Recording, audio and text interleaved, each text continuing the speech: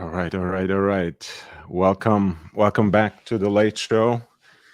Welcome back to the after show. This is your host, Lord Hellespont V, live from Los Angeles. I'm here with you again, back to the grind. As I promised, there are going to be frequent live streams on pretty much a daily basis. From now on, we're back to the usual schedule, back to our regular programming. I'm going to also supplement these with some midday shows. Those will be less frequent and somewhat unpredictable, I guess, but they are going to be around 1 or 2 p.m. Midday Pacific Daylight Savings Time. Today, we're going to continue with our top of the lots auction reviews, and we're also going to do a preview of the Sotheby's auction that's coming up in Paris. I will be with you today for about 2 hours, so just be mindful of that.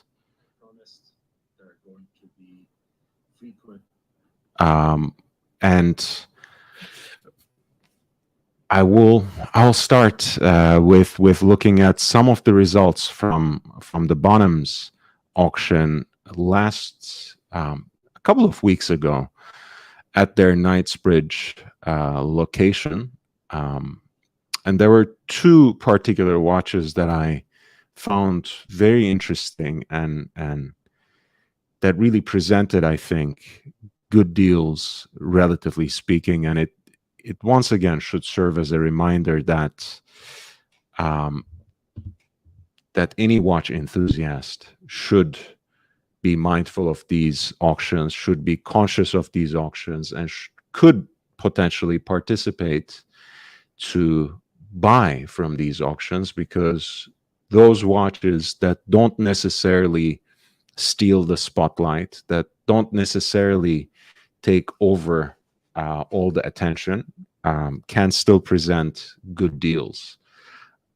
The one that I have in mind to begin with is this 4-digit Submariner that sold for about £11,500 before, including the premium, actually. So let's take a look at that.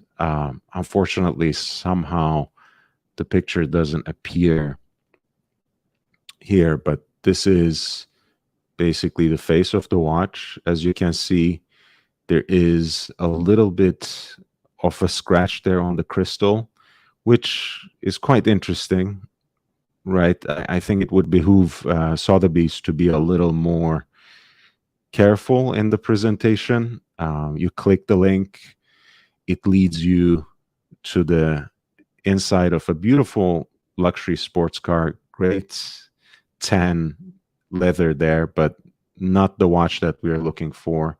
And the watch itself, I feel, isn't presented really in the best way that it could be, but it does have an original dial. It does have what look like the original set of hands. This is something that we keep discussing on the channel.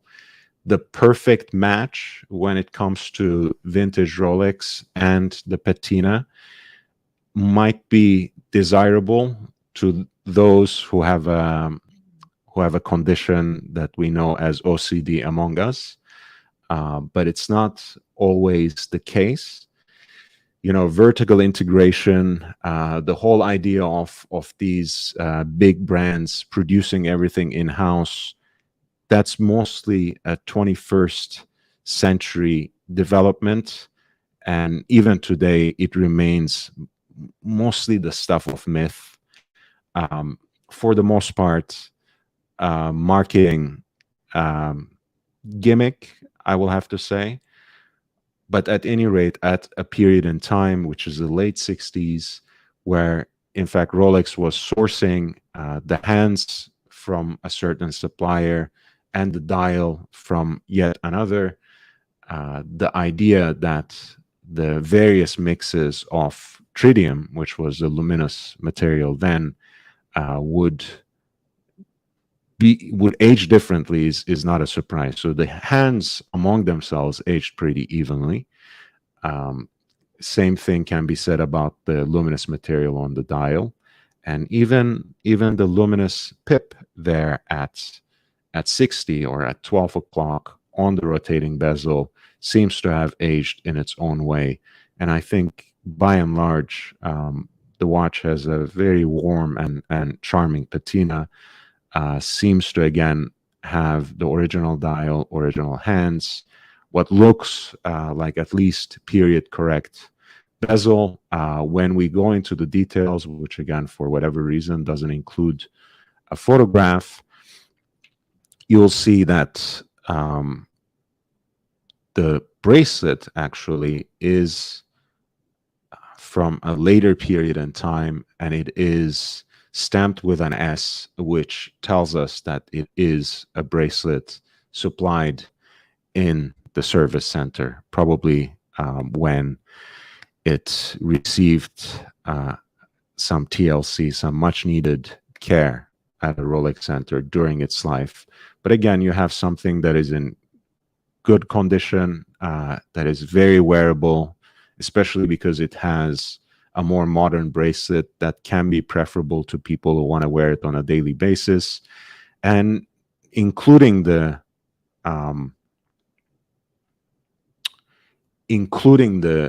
buyer's premium, it sold for less than $12,000, which is more or less the going rate. In fact, right below the going rate of these things. So again, once every so often, you can find very desirable watches, certain targets of opportunity that don't at all end up in a bidding war, and that can present attractive deals to even the average collector who has a particular thing in mind. And the other watch that I want to highlight is actually a Vacheron Constantin complete calendar with a moon phase.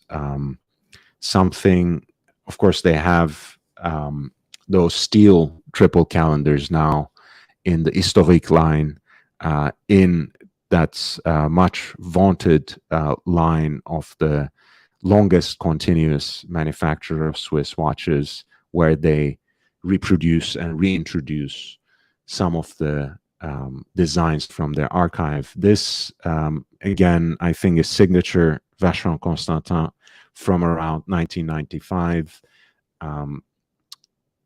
A very balanced mix of classical design elements, a kind of simple elegance with a singular touch, which we observe again characteristically at the lugs with Vacheron Constantin. You see those wonderful stylized shapes, and in this case, you also have a beautiful engine-turned dial at the center.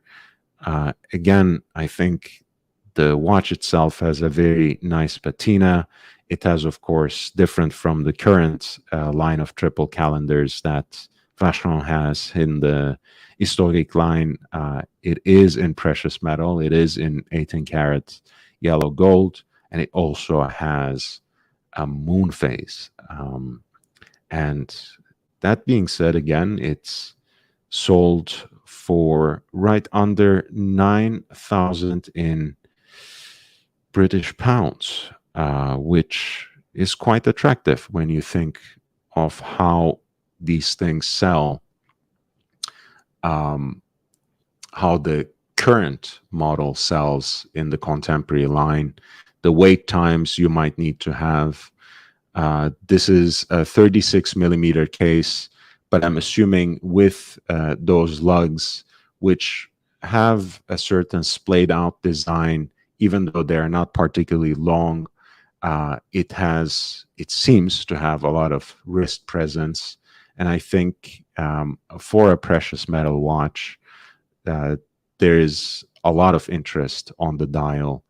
And the Arabic numerals at the quarters, I think, balance the design out quite beautifully. HK is here. Hey, man. Very, very nice to see you.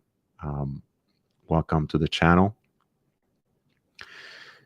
So these were the two watches that I wanted to highlight from the September 13 auction at Bonhams, London, at their Knightsbridge location. And I wanted to do that not only in the way of an auction review, but also, again, to impress upon you that the auction circuit is not only for the 1% or 0.1% of the watch collectors.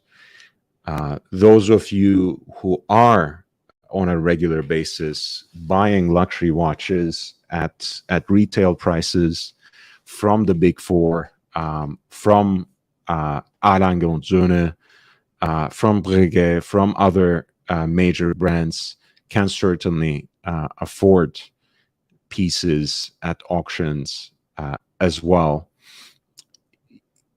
I really suggest that if you live in a big metropolitan area, you owe it to yourself to go out there, at least go to those auction previews, at least go to those exhibitions that they have, to take a look at the watches, to learn about the watches. The experts who will be present there are always extremely generous with their time, with their knowledge.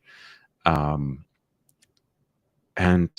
at the end of the day, the worst thing that can happen is that you will leave with a burning desire to find a way of affording that watch in some distant future. But then again, in basically every single watch auction, there's a good balance of those collectible classic vintage models, of those hype watches, which seem to be taking the center stage increasingly, and also some of the usual suspects and some even more affordable watches. So a lot of the auctioneers are very conscious of having an entire spread, having kind of a universal appeal on every single occasion, right? And it would behoove you as an enthusiast to at least sample that environment, even if you don't necessarily walk in with an intent to purchase, because trust me, down the line, in every auction season, there are dozens of watches that go unnoticed and that actually present deals that are way below market value. So those two watches, the late 60s 5513, the quote-unquote no-date Submariner, and this complete calendar Moonphase Vacheron Constantin timepiece should serve as examples of exactly that.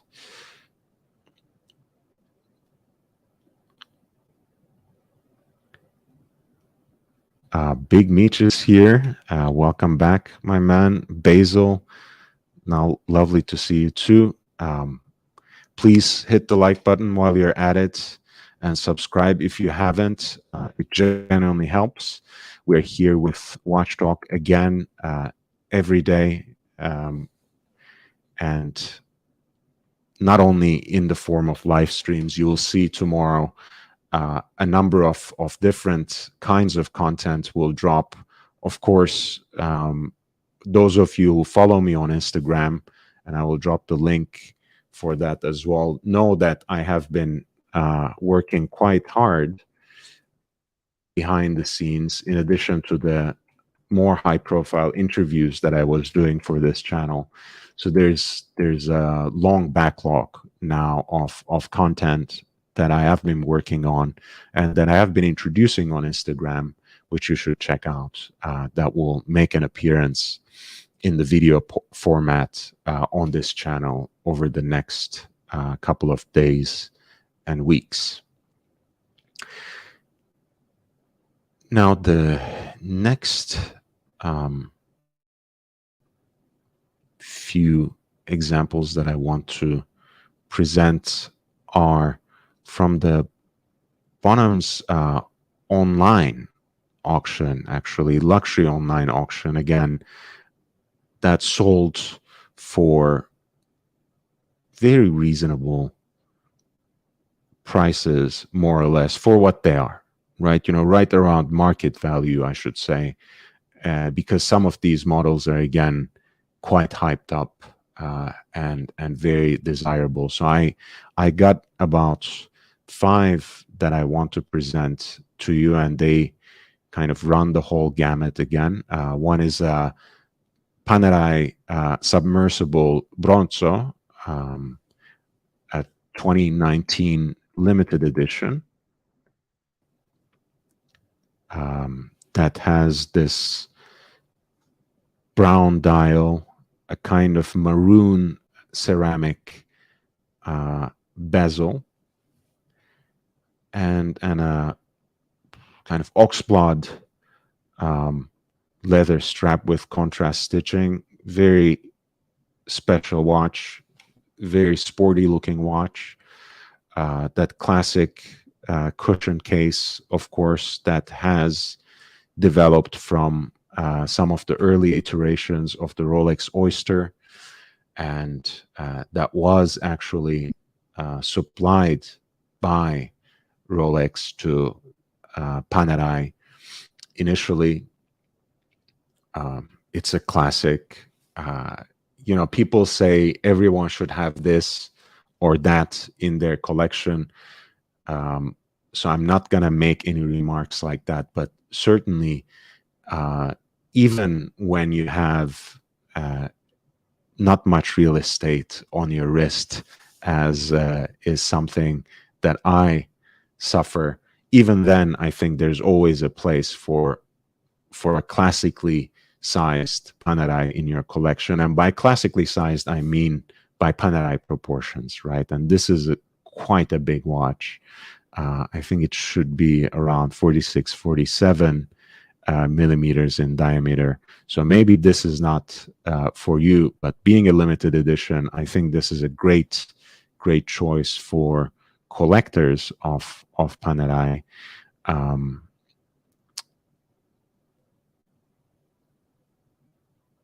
Of course, bronze watches and bronze divers especially have become more and more common, but Panerai was one of the first to do it. This is a limited edition that they introduced in 2019, and it recently sold on this luxury online sale that was based out of Hong Kong for 115,000, let's say, Hong Kong dollars, including the premium, and that basically adds up to right under $15,000. Again, just to look around, right? Keep your options open. We all know the usual suspects. We know Chrono24. We know eBay. We all have, if we deal with them at all. I don't personally, but we all have our favorite gray market dealer. They're also now giant luxury conglomerates that have incredibly expensive and at times overpriced stock, and that produce their own YouTube contents, namely Watchfinder and Watchbox. People have mixed experiences with them. There are all these options, but one thing that people miss out, because perhaps, again, you think of these auction houses and their seasonal model of having live auctions in their traditional locations. We forget that they also operate online sales. Sometimes they have special curations, and other times they just have a constantly revolving and replenishing inventory that they keep selling. And sometimes, right, especially if you step outside of the big four, especially if you are looking for something that moves, that looks beyond the hype. There are always deals to be made. There are always deals to be found.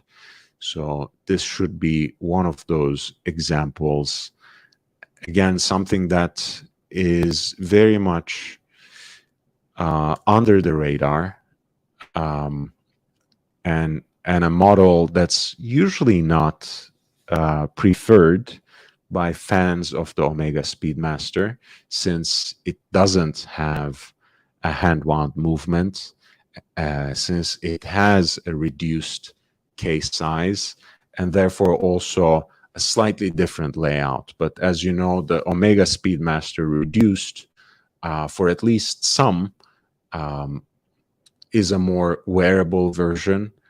For those who don't necessarily buy into or feel so invested in that Moonwatch legacy, this can be a more affordable option. And for some who think that the 42 millimeter case size is slightly too big, this certainly is a very wearable option, and it's at 39 millimeters, something that I think really presents well the traditional black and white / nearly monochromatic iconic look of the Speedmaster with a slightly different touch.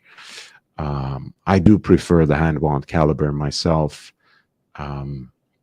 but you know, this is an option, and this actually sold for 14,000 Hong Kong dollars, which translates into less than 2,000, in fact, more like 1,750, including the buyer's premium. So once again, you know, if you look out there and if you go for watches that are not necessarily on everyone else's shopping list, that are not necessarily a priority for others, but you know you want them, again, those online sales, frequently organized, regularly produced by these auction houses, could be a great option.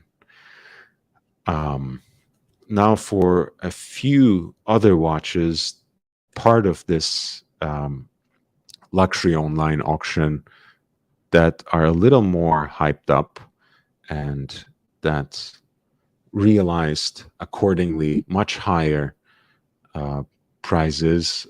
One was Patek Philippe 5235 in pink gold, brand new, from current year. As you know, regulator dial watches, I'm a huge fan. This has a beautiful micro rotor movement, and is also an annual calendar, right? With the running seconds, with rather subsidiary seconds dial at 6 o'clock. The date is lodged right in there.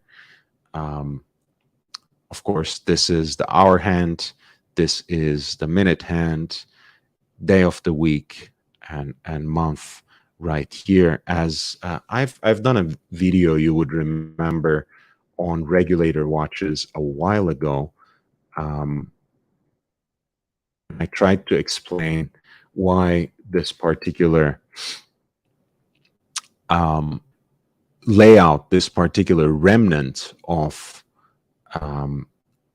horological history has a certain appeal in the current age. You know, there are entire brands that built their identity around regulator dial watches, like Louis Erard, for example. But increasingly, some of the heavyweights have started producing their own versions, and this was something that Patek Philippe did some years back. And it's a very interesting and very attractive watch. They also have it in white gold. I think that has been discontinued. That's how they first introduced it. And this particular one, which is a Patek Philippe annual calendar, of course, reference number 5235, actually sold for $343,200 in premium, which translates to 43,700 US dollars roughly. So again, something that went more or less for the going rates in the market. That's a price including the premium. Again, just to point out that you should keep your options open. You don't have to depend on gray market dealers. You don't have to only look at the usual suspects of eBay, Chrono24, Watchfinder, Watchbox. The world is your oyster. Here's another annual calendar, a more modern take from Patek Philippe. This dial layout is, of course, increasingly popular for their annual calendars since the mid 2010s. The Dauphine hands and those three windows at 10, 12, and 2 o'clock, with the moon phase at 6 o'clock. I think it's a very attractive watch. It's a very beautiful watch. Annual calendar, as you remember, is not a Patek Philippe exclusive complication by now by any means, but it was a complication that was first introduced by Patek Philippe, and it is something they still master in, that they still excel in, and it's a beautiful watch to have. And this is again in pink gold, a gorgeous example, basically new, basically brand new, almost unworn from about 8 years ago, 2014.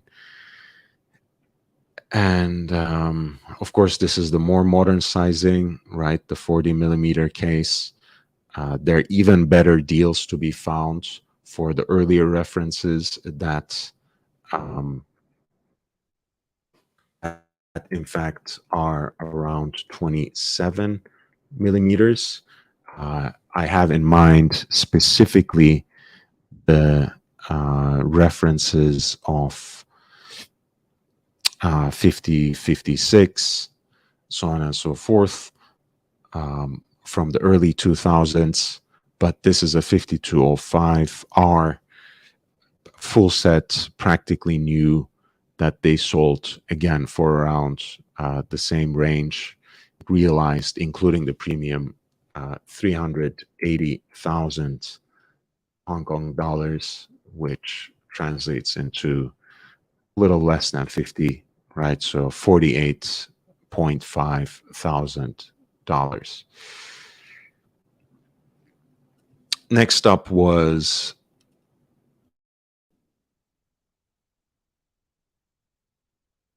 an even more hyped up, an even hotter watch. And this is the last one that I'm going to present from this luxury online sale that Bonhams did out of Hong Kong. This is a 5712, right, which is the asymmetric dial Nautilus with the moon phase and with the power reserve indicator.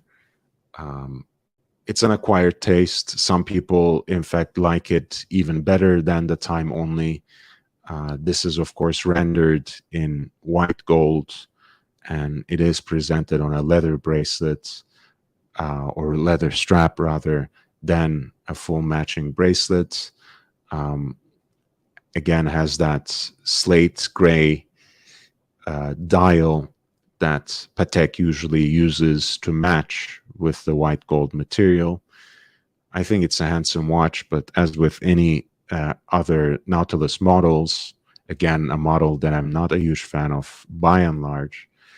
It is trending way above market level, and even after the entire market crashed, these hype watches, namely the Patek Philippe Nautilus, Audemars Piguet Royal Oak, and Rolex Daytona, seem to have weathered some of the storm, right? They have lost some value, but they haven't in any way gotten closer to retail prices or a more realistic valuation over time. Once again, this is practically a brand new, unworn watch, even though it is from 2009. I think it may be, in fact, a year. One of the early white gold models, probably, that were introduced in that particular line, 5712, which itself, I think, was released in 2006. I don't know if the precious metal versions came out right at that moment, but it's a relatively early example. Has that tonal stitching on the leather strap that goes better with the dial and the case than the color of the strap, which I think is a nice touch. But let's get back to the thing that we were avoiding since the beginning. This is a piece that sold for 633,000 Hong Kong dollars, which of course translates to the outrageous amount of 80,000 US dollars. Now, again, I'm saying outrageous, but I want to qualify that. Once again, this is a price that is slightly under than what these things certainly list for and even sell for, or are sold for by certain gray market dealers, gray market profiteers. So it is what it is, right? There are still deals to be had everywhere at every segment. I don't necessarily recommend that you go after these hype watches in either case. But at the end of the day, you can find a deal where you least expect it, which seems to be the auction circuit for a lot of people. Check it out. I mean, take a look at some of the seasonal auctions that these big auction houses have, whether we are talking about Sotheby's, Christie's, Philippe's, Antiquorum, Bonhams, and many others. They also have, on a regular basis now, online auctions, in addition to keeping a regular inventory that they constantly replenish and that they put up for sale on their websites as well. So it should always be on your field of vision. It should always be part of your consideration. If you're looking for a better deal, you have to keep your options open. That being said, we have just completed the first half hour, so hit the like button, please, if you have been enjoying the content, if you have been learning from it. Subscribe if you haven't. I'm here for watch talk and watch related content on a regular basis. We're back to regularly scheduled programming. We are gonna have these nightly live streams at least 5 times a week, and also, additionally, we're going to have midday shows too. So stay tuned. Mike David, nice to see you, my man. And if you want to help me, the best way is, of course, to share the link. Best way to help me is, of course, to spread the word, share the link on other platforms, talk about the channel on other YouTube channels on different platforms. and share the content, right? I've already built quite a significant archive of varied watch content, and a lot of them are really very digestible and even bite-sized, ranging from 5 minutes to 15 to hour-long interviews. So share them with friends, and that will be a good way to introduce them to the channel, and they will decide for themselves whether they want to jump on board or stay on board. As you can see, we have crossed basically 700 members quite recently, and well on our way to get to 1,000. So it would be a great help to me, because that will help me get something in return in terms of the amount of time and work I put into this channel. If you want to support me before then, you know how. I've posted the links. You can get in touch with me directly at Lord Hellespont the 5th at gmail.com, Lord Hellespont V at gmail.com. That's also the address for PayPal contributions. I have a Cash App, $LHVVV, $LHVVV. And if you want to make your support a little more consistent, so I can increase the quality and quantity of content on this channel, you can always consider signing up on Patreon. And soon enough, I think I will have something special to offer you on that platform as an exclusive as well. But we need to get there and increase that support a little bit. So I posted the links accordingly.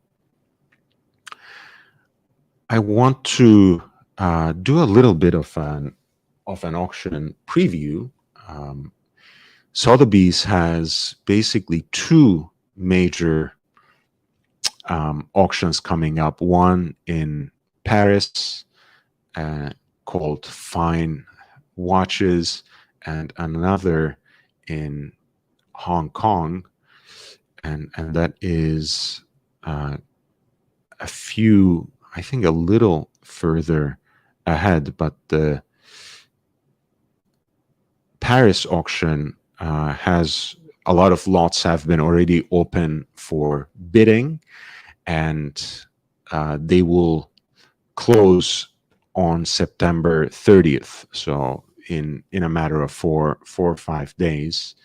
And the one that seems to have taken the collectors' world by storm is a watch that is a very unique Cartier, namely the Cartier Chiche. Now, I have heard people pronounce this word in any number of ways. I'm sure they have their legitimate reasons, but to my understanding, it's not chic or sheikh, because this is a different word. Namely, it refers to what was initially the inspiration behind the logo of the Paris-Dakar rally, specifically the headgear of the Tuareg people, and that's called chiche. And what makes this piece, I think, very unique and very significant as Cartier design is a few things. One, it has a certain provenance, right? This is a model that was created for the Paris-Dakar rally, and especially for the winner of the Cartier Challenge. So it's extremely limited in number. The challenge specifically consisted in winning the mythical race twice in a row, and there was only a single person who did that, who has accomplished that, and that person is Gaston Rayet. So one was given to him There is, of course, a prototype, and I think there is also one or two more that are unaccounted for. But of course, the elements that really distinguish this watch and that really make it a Cartier watch beyond the stylistic design is, of course, the Trinity entanglement in a way, right? The design you see on those special Cartier rings, where you have three types of gold, three different types of gold braided upon each other. This is exactly how they rendered for this watch the sheesh headgear. So it's a watch that is at once yellow gold, rose gold, and white gold, yellow, pink, and white. I think it's presented on a beautiful burgundy ostrich strap, which I'm not sure whether it's original or not, but really matches the aesthetics of this watch. That beautiful balance of Roman numerals at the quarters, which are in a way asymmetric in sizing, in proportions, right? They match at 12 and 6 o'clock, and then they also match between 3 and 9 o'clock as well. And the hands too, as you can see from certain angles, are tempered, are heat blued, which goes extremely well with that iconic blue sapphire cabochon that decorates the crown. Of course, you have a matching Cartier buckle as well, which is once again one of the most recognizable shapes, one of the iconic designs when it comes to the world of watches, right? This is one way of recognizing a Cartier watch on a leather strap, even if you don't get to see the face of the watch, even if you don't get to see the design of the watch. You can recognize a Cartier watch from a mile away if you get a glance of the buckle, and this is what you should be looking for. And it is expected to sell right around $500,000, probably around 400,000. I think it might actually break the ceiling of that high estimate, because it's a very special watch. It's a very limited watch. I don't think there is a new example. There is another example that is going on sale anytime soon, unless those unaccounted prototypes somehow turn up. But as you see, the bid, the current bid is already at 320,000 euros with more than 4 days to go, or rather with a little less than 4 days to go, I should say. It is going to really smash that high expectation. You have, again, the usual suspects. You have a first generation Patek Philippe Nautilus, the reference 3700, which is already at 70,000 euros. 5711, which already has met the reserve at 80,000 euros. You have the Geneva Seal 5980, which is the Nautilus Flyback Chronograph with that single register design, which I think is aesthetically a very nice solution to one of the most frequent complaints about chronograph watches. In either case, again, a lot of the watches that are presented in this quote-unquote fine watches auction, as you see, are the usual suspects. Original iterations of the Nautilus and the Royal Oak from the 70s. The more contemporary ones that are these days almost inaccessible and unobtainable through the regular channels. Some of the mid-sized examples, some of the more complicated versions, like chronographs,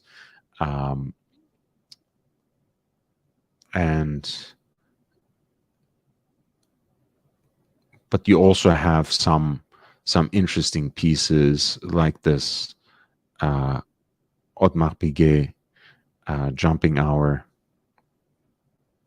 minute repeater, for example. Right, this is the jumping hour right here in that window. The running seconds here on the subsidiary dial, and this is of course the minute hand, and you see right there the slider you have for to activate the minute repeater. Once every so often, you will see these reminders that Oddmark Pigue is not a one-trick pony, is not a brand that only makes the Royal Oak, but they're few and far in between. You have a split-second chronograph right here in 5370, rendered in platinum. Again, a current model with the blue dial, which is very striking. Pigue numerals, those traditional leaf hands, and of course the rattrapante activated by that additional pusher that's placed right on the crown. This will probably sell for quite a bit. The movement itself is really nice to contemplate with all the architectural layers to it. Of course, after having seen certain industry standards really taken up several notches by the newer, more upstart high horological brands, you might not be necessarily impressed by the finishing, but nevertheless, I think it's always the case when it comes to manual chronographs, when it comes to hand-wound chronographs, that there's a lot to look at on the case back, especially as you play around with the chronograph functions, and this is already at $170,000.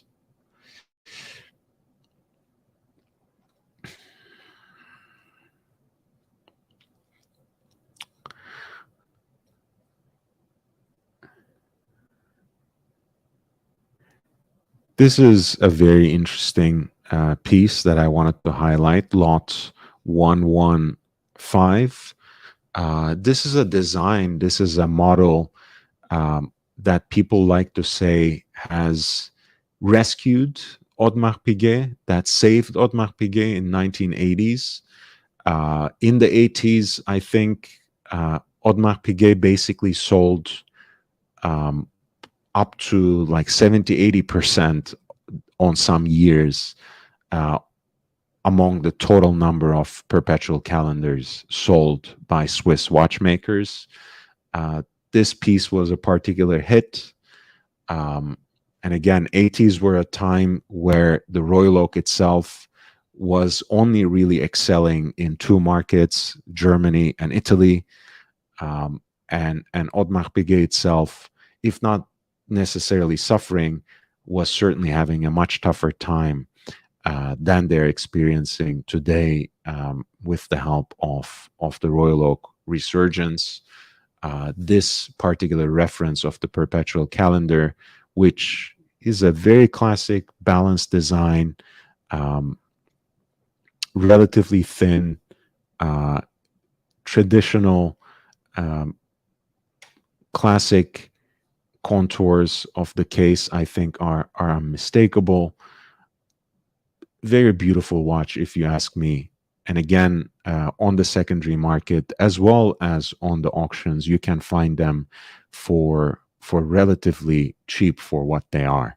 And what they are, again, are pieces that constitute an important phase in recent horological history, both in terms of the history of the modern perpetual calendar, which is something that Oddmark Pigue excelled at, especially in iterating them in these relatively thin cases, and also in terms of really, in a way, saving Oddmark Pigue from potential oblivion, providing a lifeline for them in the 1980s. And these days, they can be had once again for a song, considering how important they are, how complicated they are, and how significant they are in terms of their provenance. 5548 is that reference that is said to have saved Oddmark Pigue. But there's also the 5-digit reference 25657, 25657, that also presents a great deal on the secondary market. I would recommend that you check out both of those models. I think even there's also 548 as well. Anyway, these can be found in various metals.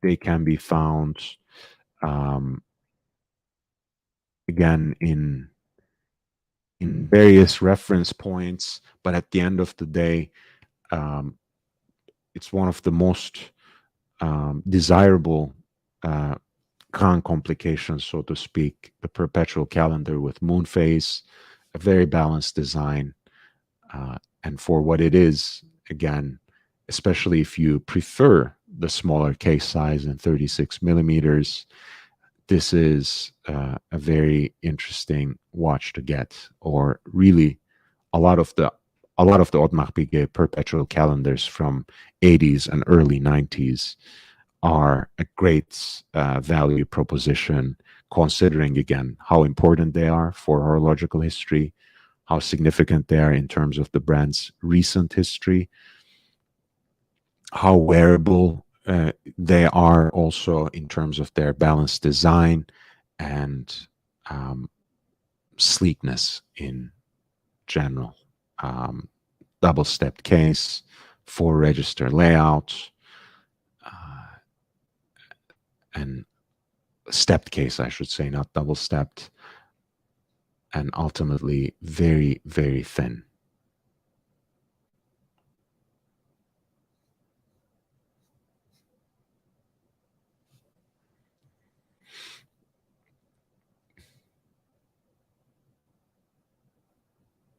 And of course, it thanks, it has once again Gégé Lecoutre to thank for. This is a movement that was built upon that ébauche, that famous movement base, Gégé Lecoutre 920, that for years powered, of course, the Royal Oak until the very recent change, until the most recent reference in 16202, where they finally built an in-house movement from the scratch.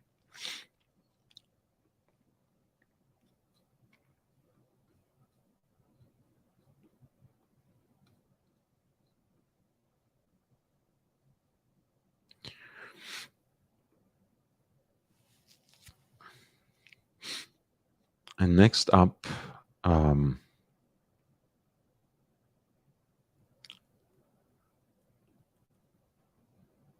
I want to draw your attention to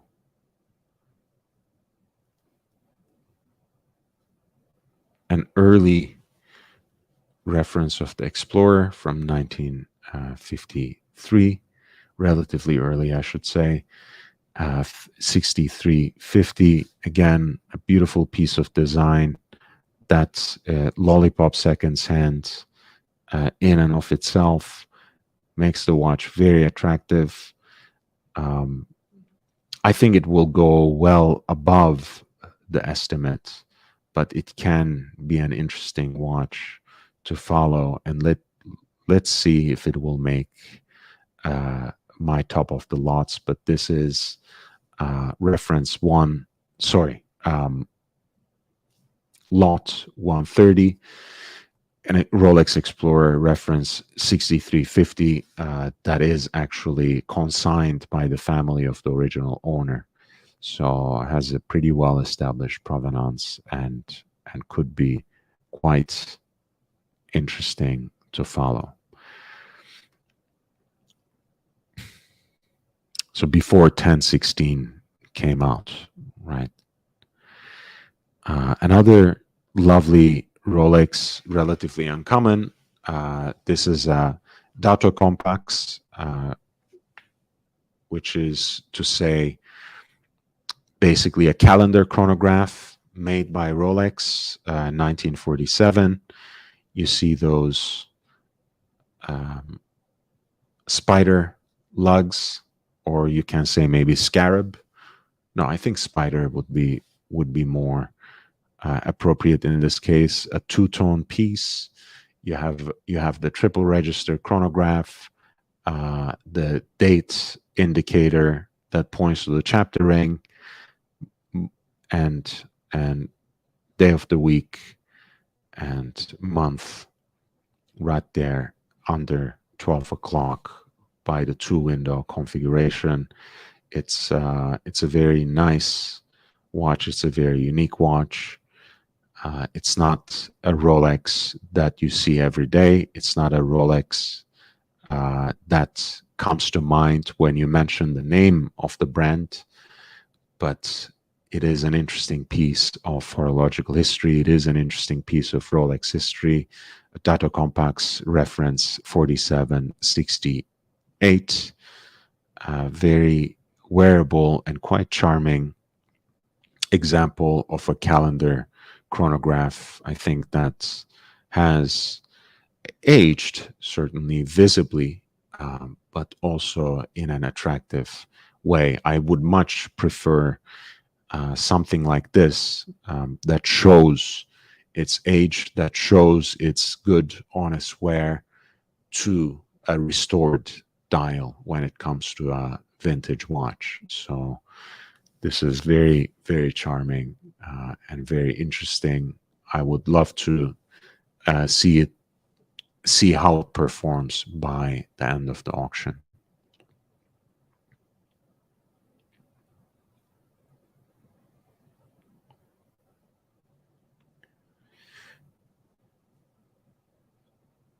We have, of course, the 60 to 63 Panda Daytona, a hand-wound reference with those screw-down pushers. These watches are really beautiful, of course, but you'll see it probably get pretty close, if not right above, that high estimate of 100,000 euros.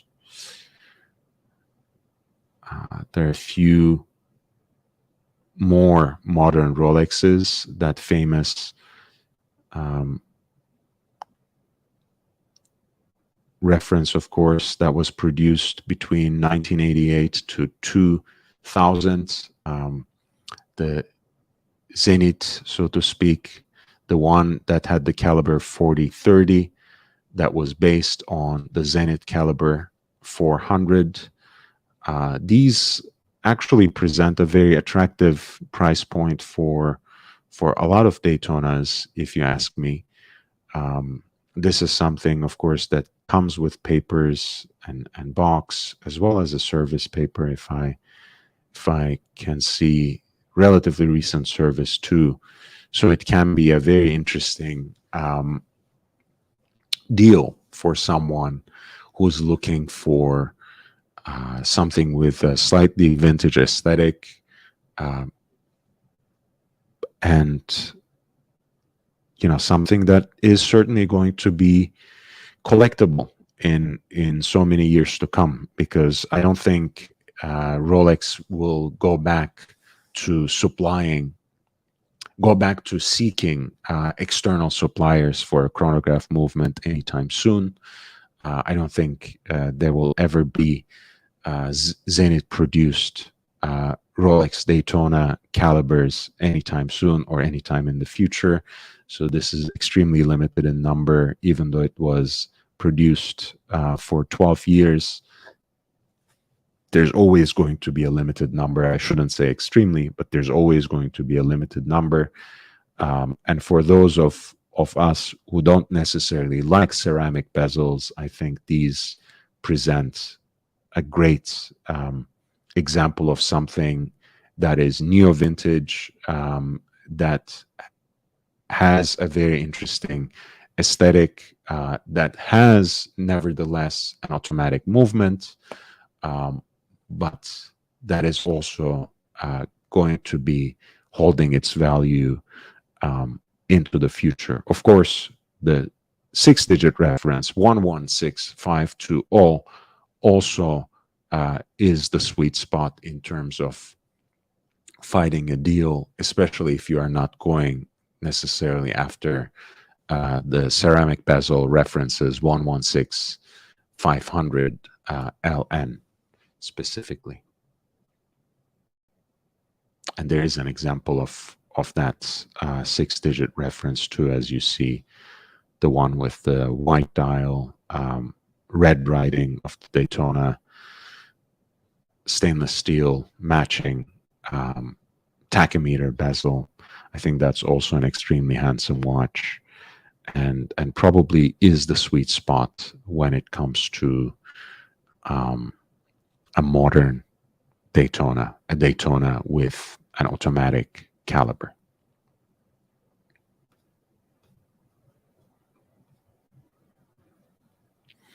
Hey Moki, so nice to see you, man. And Jake Brooks is here. Lovely to see you both. Thanks for joining the stream. I appreciate you.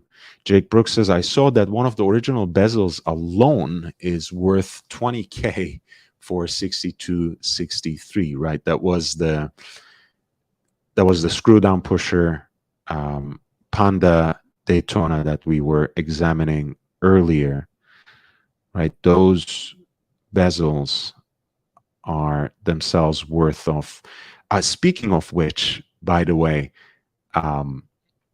right, since we are talking about hand-wound Daytonas, right, one of the interesting things that happened in the vintage market is, of course, the whole Daytona craze started pulling up anything and everything that was related to the Daytona that looked like the Daytona, that shared the Valjoux-based caliber with the Daytona. And one of those watches is something that I presented on before on my Instagram. Namely, it is the so-called Nina Rindt. And Nina Rindt is, of course, the widow of the legendary Formula One driver who also has a chronograph named after him, but that's another discussion altogether. But who remains the only Formula One driver who was presented the championship posthumously. So Nina Rindt is actually a Universal Genev watch. It's a Universal Genev compacts that Nina Rindt was photographed wearing on this wide bunt strap. And this is Universal Genev chronograph reference 885.103/2. It has the classical proportions, right? A lot of the vintage hand-wound Daytonas around 37 millimeter rather than 38, much less 40. So it has similar dimensions to a vintage Daytona.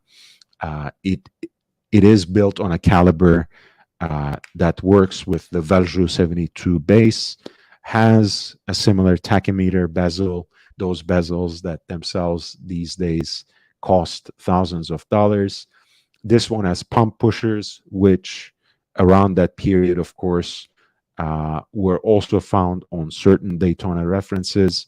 And of course, the same Panda dial layout, which is a white dial with black subdials with black registers. So this watch became very desirable and is itself trending for $20,000 to $25,000, depending on the condition, depending on whether it comes with a bracelet or not. And just recently, the so-called exotic dials started becoming very desirable for these particular models. And I will show you this watch that's the famous vintage dealer Menta watches just listed. It is the Nina Rindt from 70s with a certain added provenance. A very handsome watch. I love the aesthetics of it. In a way, I know this is blasphemy, but I love it even more than a Daytona, both in this exotic dial configuration, but even in its usual Panda or reverse Panda configuration. But all of that aside, now this watch is listed for $40,000. Again, it's a very unique configuration, very unique combination. It has the added provenance of being presented as a gift for service to a seaman, namely the midshipman Carl M. McCormick in 1974. It comes as a full set, etc., with the original strap and buckle as well. So again, whatever you might make of the $40,000 price point, I have seen just recently that so-called exotic dial itself listed for almost $4,000 right here. Again, another Chrono 24 listing. And of course, even the dials are made by the same company, right? Zinga, same maker that made dials in the same period for Rolex.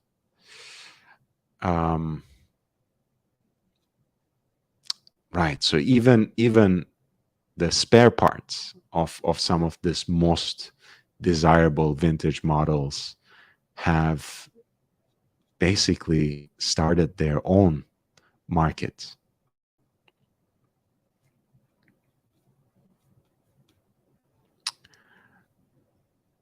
What else did I set aside for you that was really interesting? Because again, a lot of these models are hype watches, some very unique, others things that should be available today, but that somehow do not make it to our hands for the most part. Of course, the Cartier Pasha that we see in various configurations here is an acquired taste, but as you would know, it is a Gérard Genta design. And if you appreciate it, there are a lot of great deals to be had in any context, really, not just this auction in particular.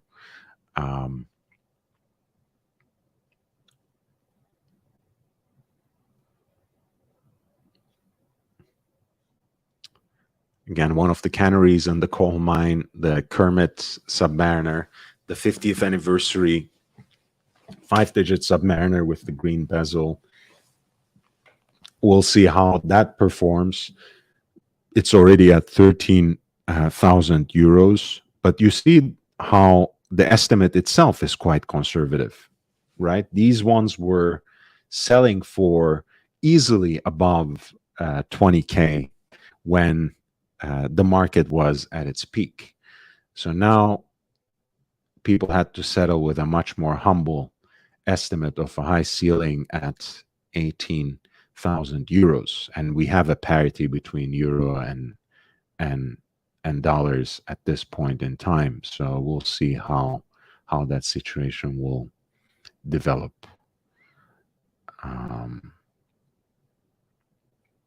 Of course, a beautiful two examples of two Longine heritage Longine vintage chronographs. I really love them both. Especially find the pulsometer version right here very attractive, both because of those elongated lugs, but also for the pulsometer that is graduated for 30 pulsations, right? Which means that you start, if you are actually taking the pulse of someone, you start counting the pulses. Sometimes they're graduated for 15. This is for 30. So you count 30 heartbeats and stop. And where the chronograph seconds stop is the heart rate of the patient, right? So that's a beautiful and very charming chronograph from, I think it looks like a 70s watch, 1968.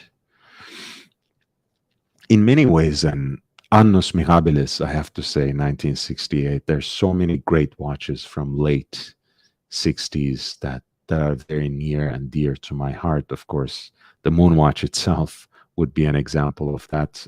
What I'm wearing today, 5513, the Rolex Submariner from that period, and so many others, and that those two Longines chronographs are quite beautiful as well. Here, very classical. You see how the radium on this 50s watch has aged and in a way still burning. But really, this is, again, a very charming, I think, period correct and well-preserved watch, because even though it has clearly aged, even though it's not in pristine condition, it has a certain halo on those Arabic numerals, right? It has a certain glow, that the golden glow that radium has given to the watch. And of course, that's a controversial topic that we won't get into now, whether watches that have radium on the dial as luminous material can be worn or should be worn. I know Eric Wendt has opined on that on this channel. Basically, it is something that you should do very carefully, of course, after getting the necessary measurements. And I think it's less of a worry unless it crosses that limit, crosses that threshold to wear it in open air.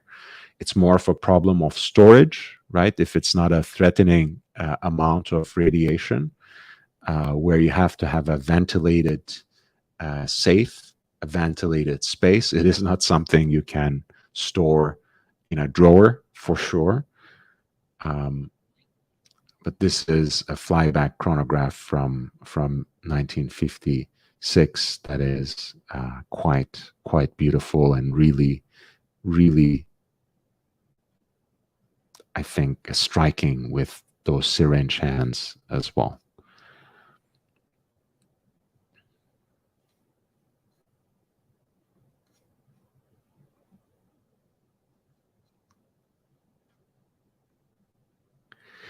Yeah, your favorite reference image from the unisex Daytona video. Yes, I think classic chronographs, when it comes to those dimensions, 34, 35, 37 millimeter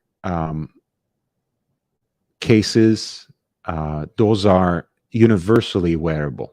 You just have to mind the occasion. You just have to match the vibe of the watch, right? I think if it's in precious metal, the smaller, the better for a dress watch.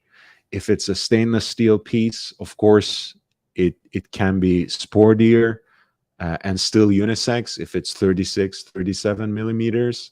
And Nina Rindt is, of course, someone who had incredible style. Of course, she was an international supermodel before the name, right? Before the category was even invented, but also exuded this casual elegance on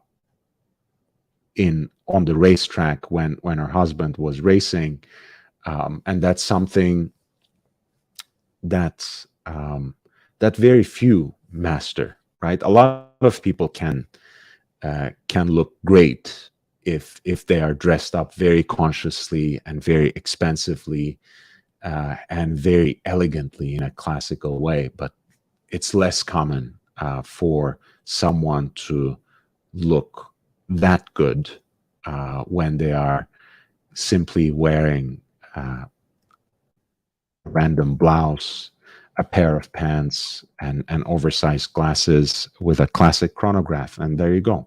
That was Nina Rindt for you. She's still alive, if I'm not mistaken. So God bless her, and give her more life.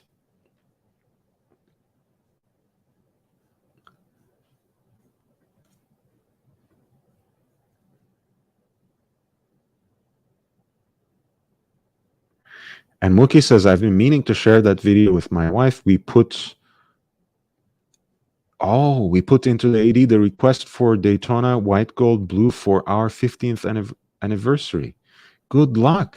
That's amazing. Congratulations are in order. I hope it makes it in time, or at least shortly after. I think that would be a great watch for both of you.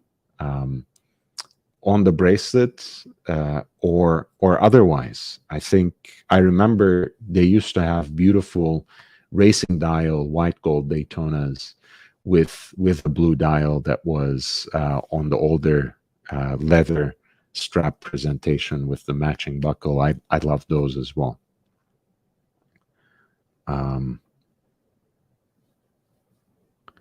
The 36 Wimbledon, I simply can't wear, but she loves. Yeah, I would love that as well. I think 36 Datejust for me goes much better than the new enlarged version.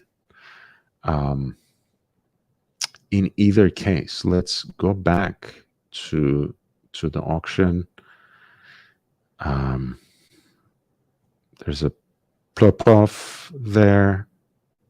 A number of different unique Panerais, a Top Gun limited edition Breitling Navi timer there, a Type 21,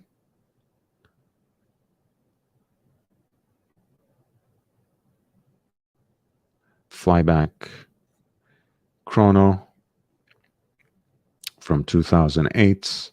Of course, the difference here, the main difference, I should say, with the Type 20 is the following.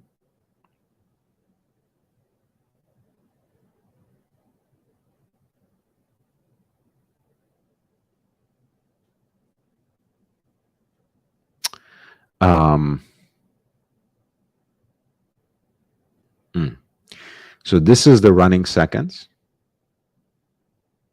right? It has, of course, the centrally deployed seconds, date at 6 o'clock. Again, the hour, a 12-hour totalizer at 6 o'clock as well.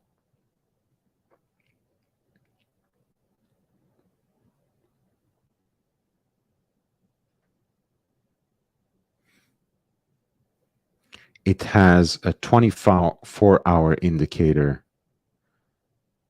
here, right? AM, PM, as we can say, at 3 o'clock. You might wonder where the minute counter has gone, right? Which is on the Type 20 and on most traditional chronographs at 3 o'clock, which is here replaced by the 24-hour indicator. Of course, that is also centrally deployed.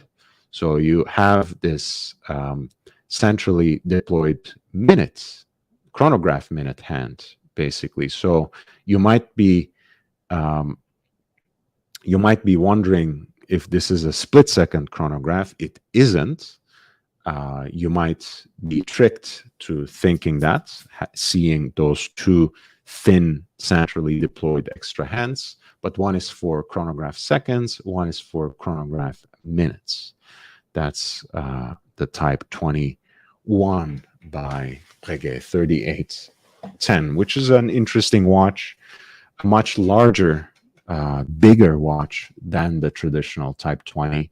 Even in its modern civilian iteration, the Type 20 is right around 39 millimeters. This is a watch that's 42 millimeters. So you want more or less that Type 20 aesthetic, but a larger watch. This is where you go. Of course, the date function is also available, or used to be available, in the regular line in 3820. The transatlantique, so to speak, the Type 20 transatlantique.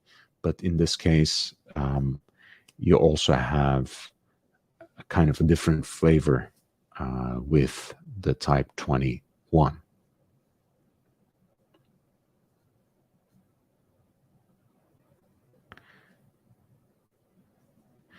Full on John says, yeah, we can make a quick comment on that. I have not covered Pelagos 39 because I didn't have regular streams at the time it was announced. I have two comments, really, and I think overall, I really love the watch. Overall, I think it's a great addition to the Pelagos lineup that that preserves the identity of that line without bleeding into what the Black Bay represents. And I'll try to describe it in the following way. So Black Bay 58, when it was introduced, especially not simply as Black Bay, right, which was already a heritage inspired, already a vintage inspired / neo vintage line of watches for Tudor, in many ways is very explicit in its homage to those diver watch classics, especially the black one with the gilt indices and everything. It is really an homage to a Big Crown Submariner, to a 6538 that we also know as a Bond watch. Pelagos, on the other hand, represented for Tudor something more uniquely their own, something that was more contemporary, and something that was a little more high tech for that reason, perhaps. The Pelagos 39, of course, is mostly a matter of dimensions. mostly a matter of proportions. So it makes the watch, it brings the watch closer to a Black Bay aesthetic. But I think they were smart enough. Most people actually didn't like this. I think they were smart enough to get rid of that matte aesthetic and bring this sunburst finish to both the dial and the bezel. So in a way, the wearability is increased and made more universal in a way with the Pelagos 39. Pelagos in its original design was different enough, was larger enough, was distant enough from the Black Bay 58 in terms of its specs that it looked great matte. But I think if Pelagos 39 was matte, it would have been a little bit superfluous as an addition to the lineup. I think here we have a watch that is very wearable in the way that made Black Bay 58 popular, but also has its own identity. And as you can see from the presentation and from the manicure of that hand, this is something that they very much put forward as a unisex offering as well. And I think it looks particularly handsome in that, on that rubber band. Again, distinct enough from Tudor's own offerings, Tudor's other offerings in terms of the diver watches, both within the Pelagos line, and it's different enough from the Black Bay lineup as well. And it's certainly different than any Rolex diver as well, starting with the fact that it's titanium, of course, starting with the fact that you don't see any Rolex watches that are not precious metal offered on any version of a rubber band or rubber strap. And it's right under the 4.5K mark, right? Which is the sweet spot that Tudor has basically taken over to the point of cannibalization. I think 3.5 to 5,000 US dollars, you can hardly get a better watch than a Tudor. Now, again, me being a vintage enthusiast more than anything, I usually tend to go for something that is not available in retail. But for those of you who want something contemporary, who want something wearable for the everyday, and who want something that perhaps inspires a more active lifestyle, this is a great watch. Of course, they have eliminated that spring-based clasp and brought back the T-fit bracelet for this one in titanium, in matching titanium.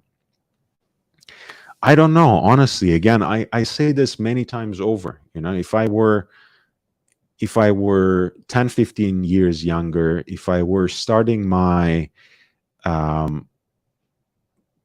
my time, my sentence as a watch collector today, I would most probably start with a Tudor, right? If I were starting from complete scratch, even with all the knowledge and experience that I have today, and wanted to buy something new, I think I would just buy Tudor, and I would probably try to build an entire collection out of Tudor watches. I know that's not necessarily a popular opinion, but I think it's just that sweet spot for something that's wearable, that has the classic visual aesthetics, that has a lot of vintage inspiration in all the right ways, that has a workhorse manufacture movement, and is at once recognizable enough, but not recognizable and spottable in the worst ways possible, all of these things make Tudor very attractive at that price point and very desirable as an entry-level, respectable luxury watch. Cheers.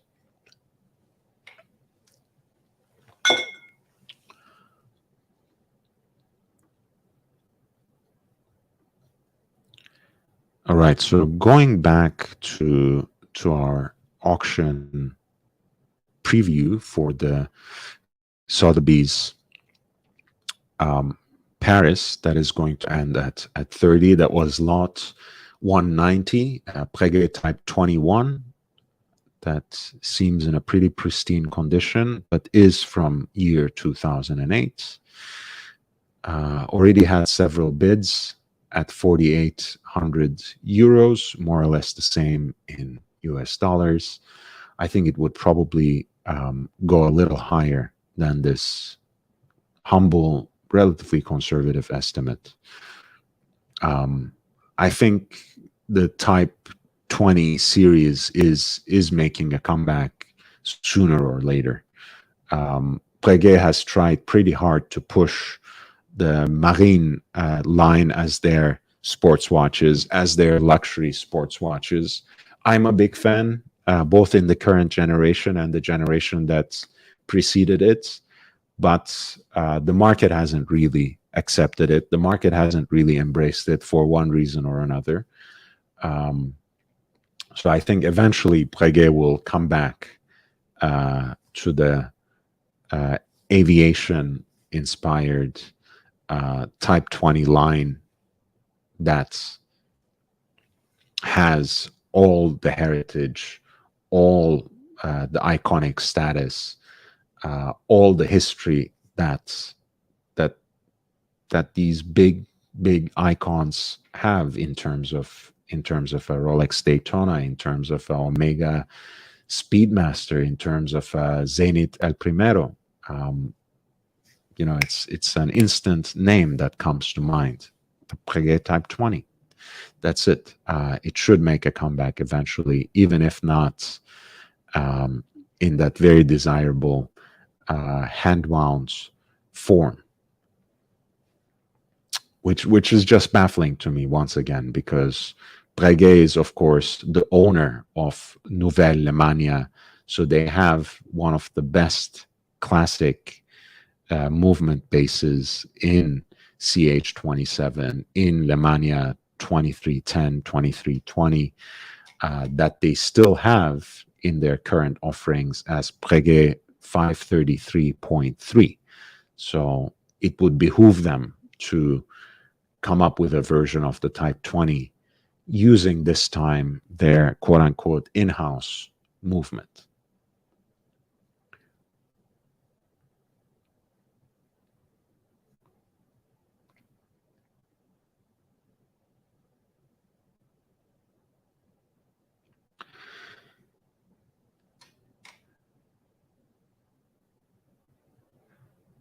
There's an interesting set of double-sided cufflinks that are interchangeable that caught my eye, lot 202 by Van Cleef & Arpels.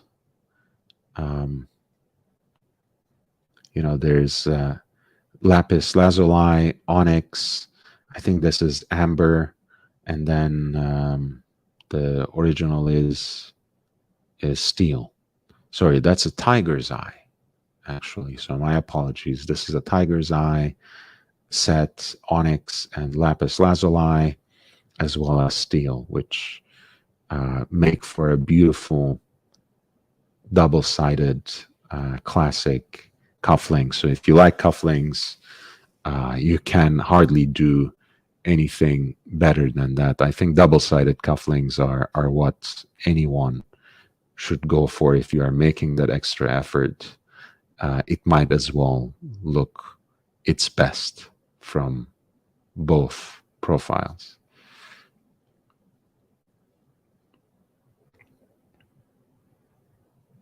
Yeah, an incredible pair there by Cartier as well.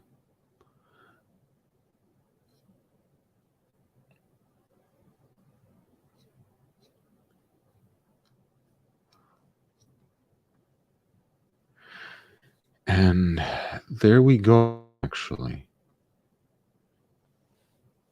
I wanted to go back to this C series, right? One of the early,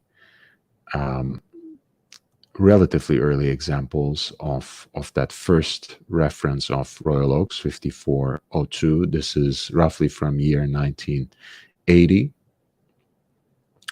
And I just wanna give you an interesting tidbit from history from about a decade ago, just so we thing in context and understand. So you have here a relatively humble example of that first generation of Royal Oaks. Not even A series, so not the earliest series of watches. Something that's in decent condition, certainly doesn't come with the fullest set. I think it comes with the papers and a service card, right? This is what it says. Certificat d'origine and carte de service et pochette de voyage. So a travel pouch, service card, and the certificate of origin.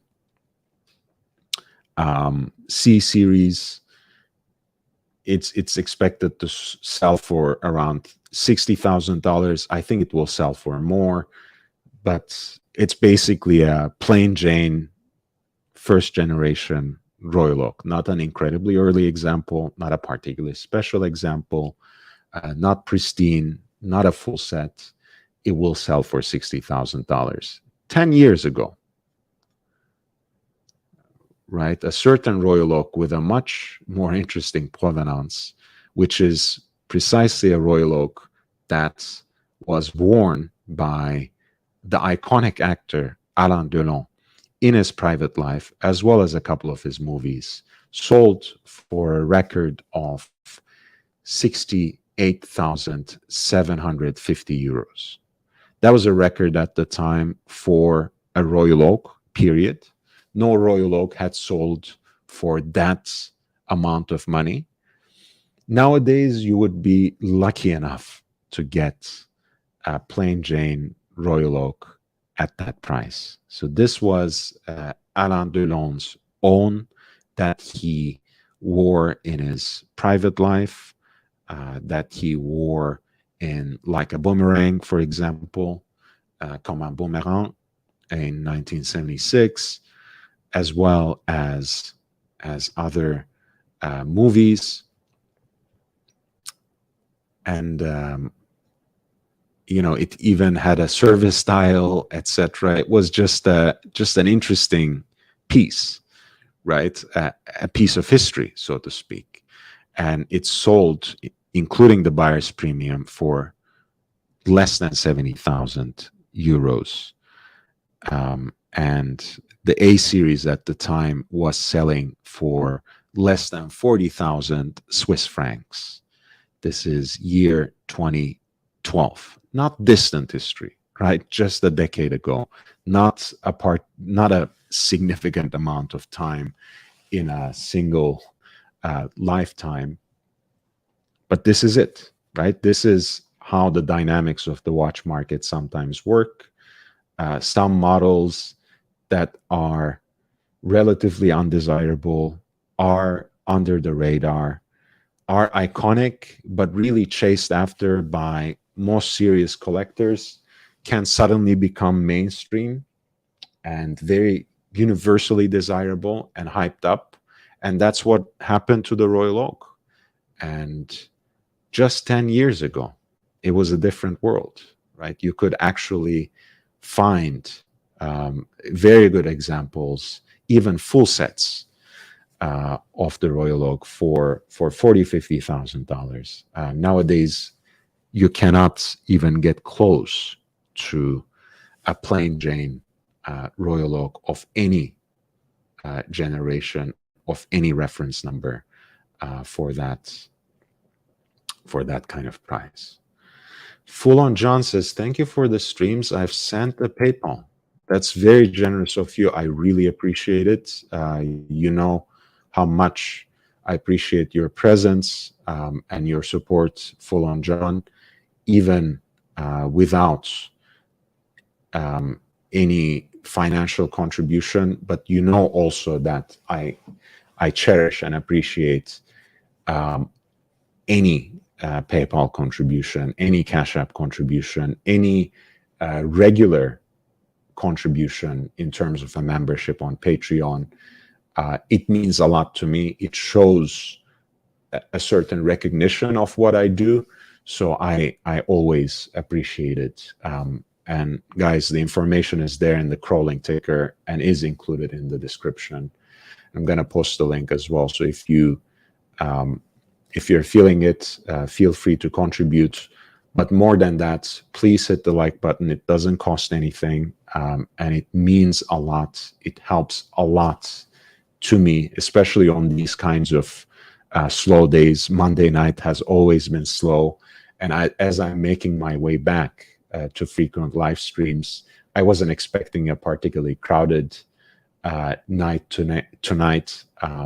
So for those of you who have been here, who have stayed with me, hit the like button. If you're just joining me and have just come across this channel, feel free to subscribe. I'm here with watch content on a regular basis. These live streams several times every week, but also more content coming your way starting tomorrow. So I appreciate you. Thank you, Full on John. And Thomas, he says, congrats on the Lemania. Love that pink gold classic, the patina and paired subdials. Superb, delivers on so many levels. Thoughtful choice. Classy. Guys, cheers. Thank you, Thomas, for the kind words. Let me just run and grab that for those of you who didn't yet have the chance to see it. I will be right back.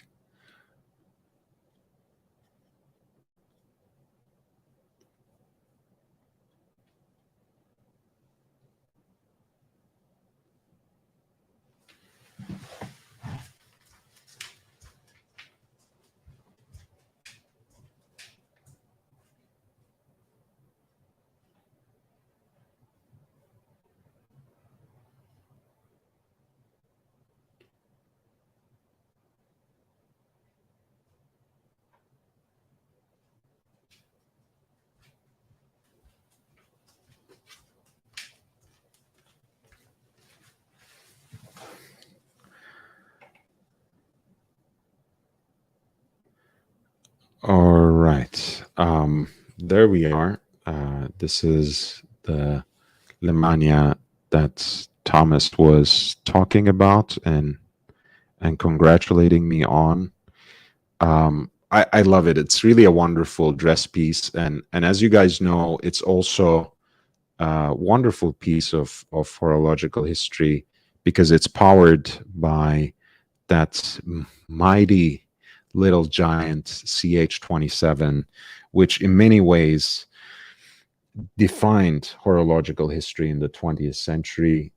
It was one of the most widespread hand-wound chronograph movements. It served, of course, as the base of Omega 321, which powered the watch that went to the moon, but it also served as the movement base of a lot of prestige chronographs from that mid-century moment onwards until very, very recent generations, including Patek, including Oddmark Pigue, including Roger Dubuis, including early hand-wound Daniel Roth chronographs, including, in fact, Vacheron Constantin, even now, in a way, because even though the Comte de Vache chronographs, the 1955 historique watch today that is powered by the in-house caliber 1142, preserves the architecture of the Lemania 2320, that two register version of the chronograph movement that I have right here, of course, at a much more elevated level of finishing. That is for sure. And with an exhibition case back that is worthy of such finishing and of such work. That's a Geneva seal caliber. That's a Geneva seal watch that is still to this day very important status, very desirable, of course, but it is what it is, right? You know, until A. Lange und Söhne came in 1999 and stole the show with caliber L951.1 and their datograph CH27 was the king. And I think in many ways it presents a very important moment in the history of wrist-worn chronographs that's still with us today and carries us into prestige high horology with the arms race that A. Lange und Söhne started in year 1999.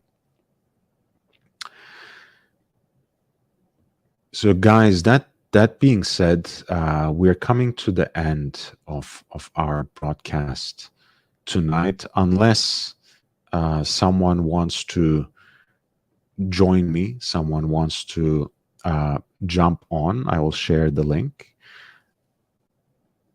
I don't know if I pinned it at the beginning, but I will pin it now for the next 10 minutes. If someone wants to join, I can go on for a little longer.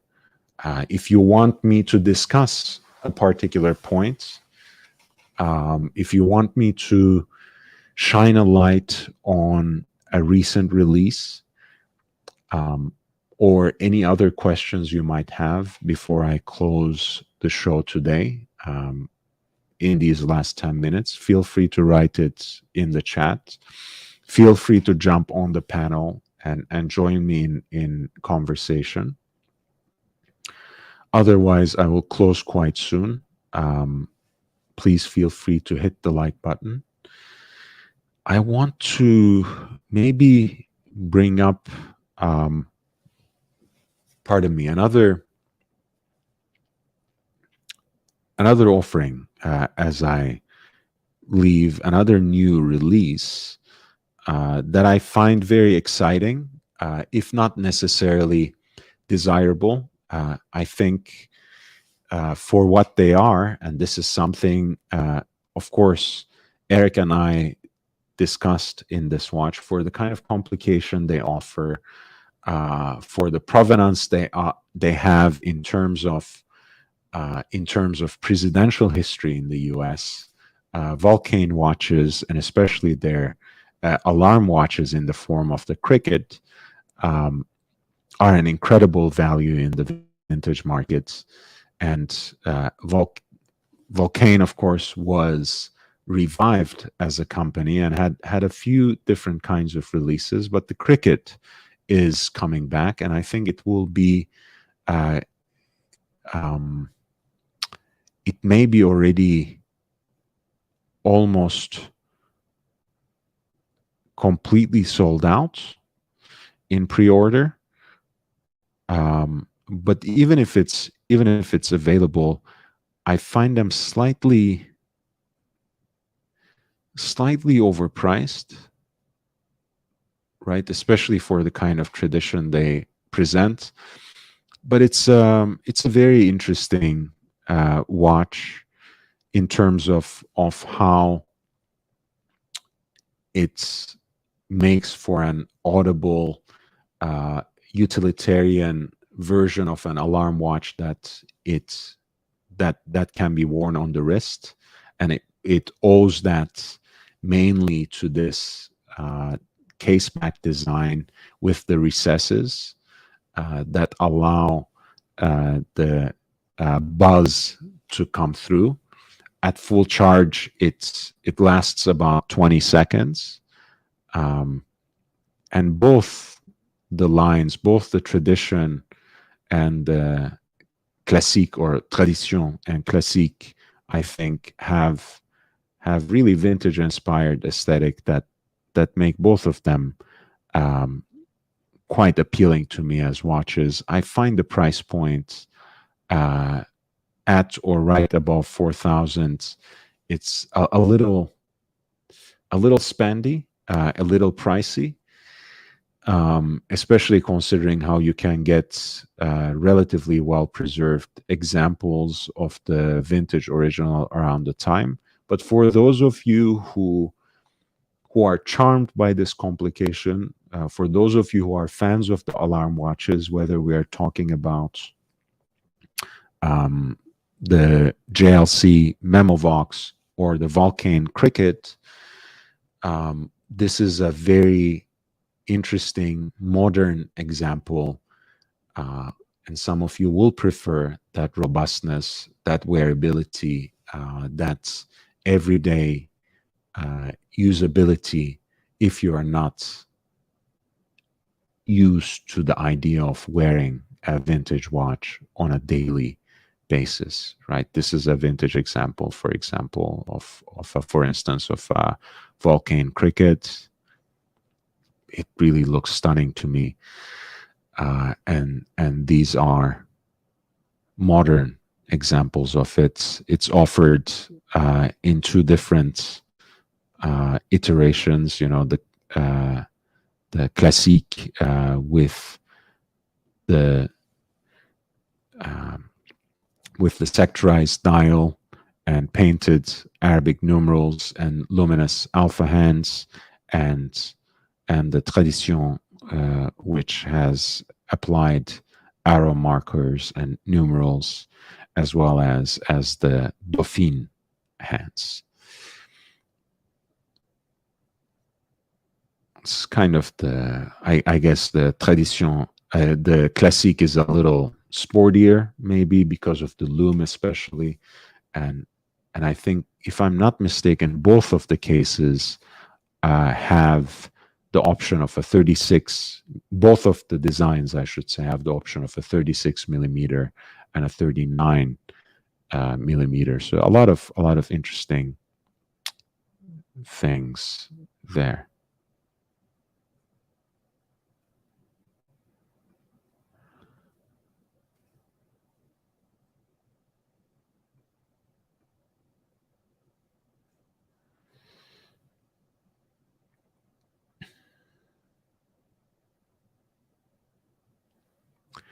Thomas Broadbent asks, and we can take this question for one of the last: are all Lemania movements created equally? Depends on what you mean by created there. I think obviously not, right? Because Lemania was supplying these as a base. And especially when you think about the long-standing use that they have received, especially at Patek Philippe and Vacheron Constantin as manufacturers. For a long time, these were assembled and finished up to Geneva seal standards. And considering that Lemania actually itself is not based in Geneva,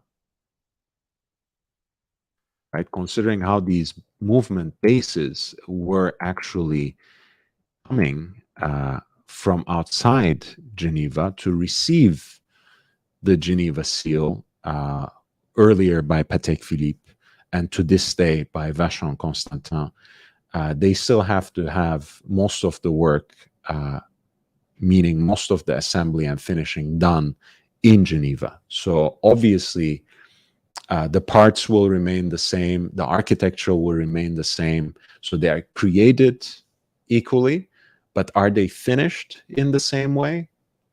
Of course not. In terms of their operation, everyday utility, I don't think it is. It makes much of a difference, but in terms of finishing, in terms of how the movement looks from an aesthetic standpoint, of course, the Geneva seal CH2770, for example, which was Patek Philippe's version in 5070, or the 1141, which was the generation before the hand-wound caliber now that Vacheron Constantin entirely produces in-house, and just borrows in terms of architecture. 1141 was actually a Lemania base that Vacheron Constantin assembled and finished. That's a different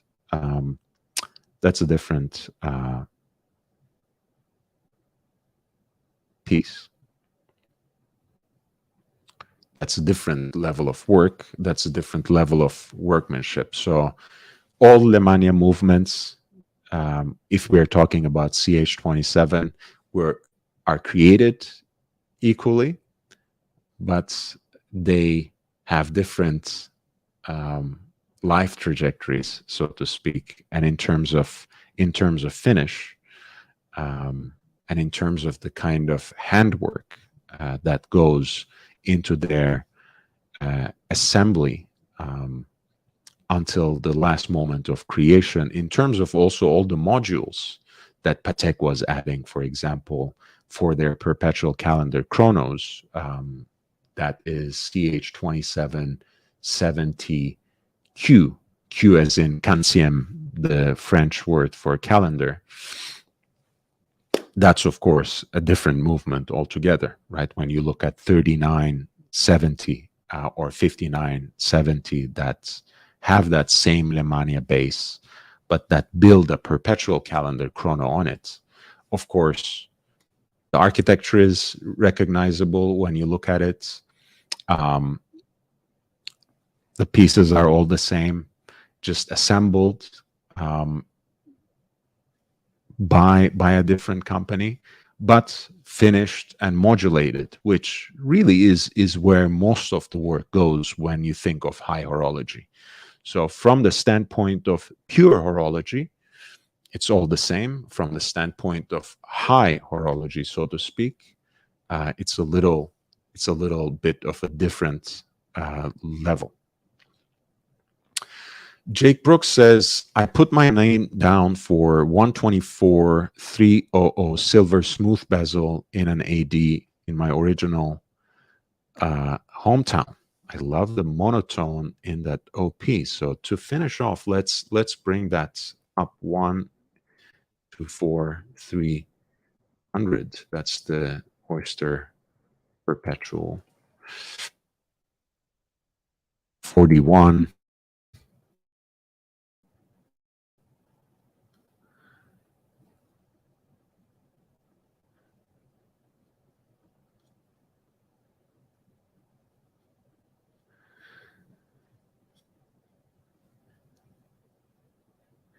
Yeah, I mean, actually, I'm not sure if I would consider it monotone, quite honestly, Jake. I find it a lot more interesting, actually, than just monotone, because as you know, those dial fixtures have a yellow gold accent to them. That sets it apart well enough, right? So it has that largely monotonous look, as you described it, all stainless steel, smooth domed bezel, which has that pared down minimalist aesthetic, but the dial furniture, so to speak, all the fixtures on the dial, the crown, the indices, and the hands have that yellow gold hue. So I think it actually adds to that aesthetic, and And if you look at the dial color, it's also a not very dull silver. It is somehow between sunburst silver and champagne. So it has a beautiful balance and just enough visual interest. Again, I'm not a huge fan of OPs in any shape or form in the modern iterations, especially not a fan of OP41. I hate the doubled indices at the quarters. But hey, that's just personal taste. When I get over those elements, I quite like the slight contrast that you have in this particular OP. Largely silver, largely shades of silver, of gray, shades of gray, with just enough of a touch of yellow gold.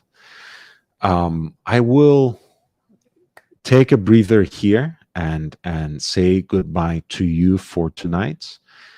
I will give you some more content that explores a new release tomorrow, so stay tuned for that. Keep your eyes peeled for that. I will be here at the same time tomorrow night for the late show, and I expect to see all of you and more then. In the meantime, be well. Happy New Year to all my fellow members of the tribe. Great. I wish you a great week ahead, everyone.